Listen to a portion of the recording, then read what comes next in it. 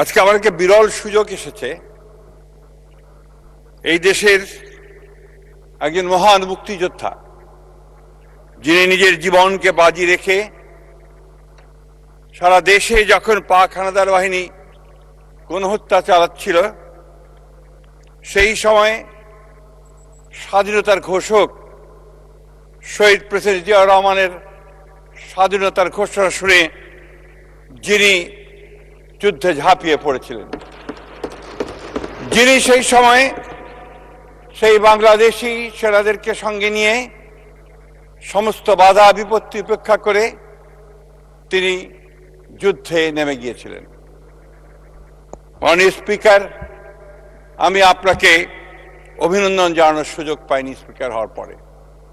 আমরা অত্যন্ত গর্ববোধ করি আজকে এই হাউসে, এই পার্লামেন্টে, যে আমাদের স্পিকার আসনে আজকে এমন একজন বসেছেন যিনি আমাদের অস্তিত্বের সঙ্গে, আমাদের সত্তার সঙ্গে, আমাদের চিন্তার সঙ্গে জড়িত হয়ে আছেন।